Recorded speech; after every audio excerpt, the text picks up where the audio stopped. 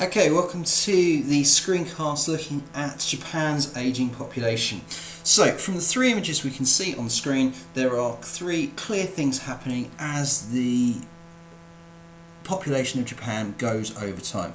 First up, this is the population pyramid for 2010, and we can see that it's got our classic HIC pattern. Now, what we notice is as we go through time, it is contracting, and Japan has a problem because at the moment it's got a population of 135 million, and by 2050 it's predicted to go down to 90 million, which is a massive issue. The other thing we notice is that there are two big issues. Number one, its birth rate is contracting in a very big way, and that's made a top-heavy pyramid, and its death rate is lowering. Okay, and its life expectancy is raising, meaning they have lots and lots of elderly dependents and very few economically active population to work with this. So, we're going to look at what are the benefits and problems of Japan having an ageing population. Now, there are several key areas. Okay, this is a case study, therefore you need to be as specific as possible. There are clear advantages, there are clear disadvantages, and you're going to be expected to know both. They might call the advantages incentives, and they might call the disadvantages disincentives of having an ageing population. So, what kind of things are we going to be looking at? Well, let's go into these in more detail. In the advantages, we've got the grey yen and advancements in technology for the elderly.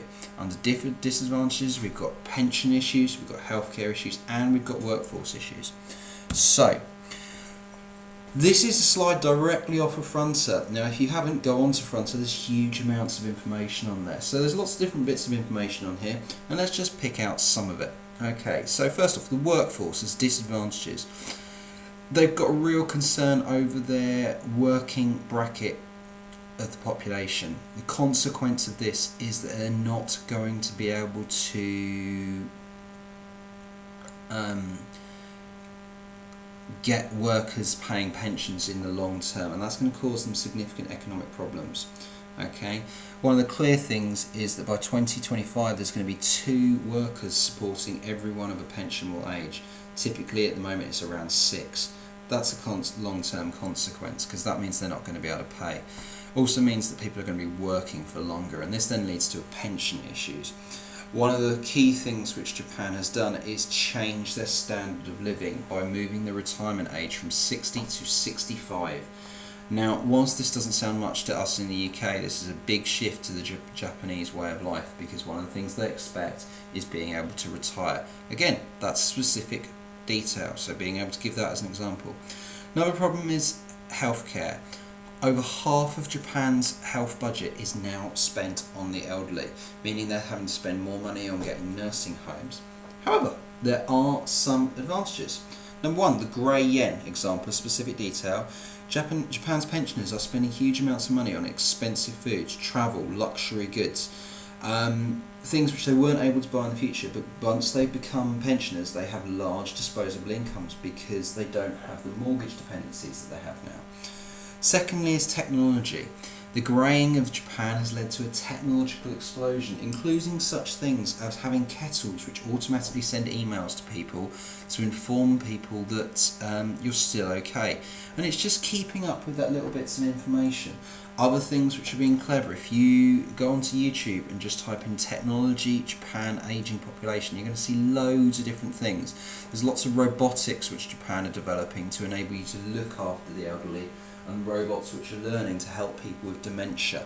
All of these are classic illnesses of an ageing population. So these are the kind of things. If you haven't finished that, pause it and make some notes off that sheet.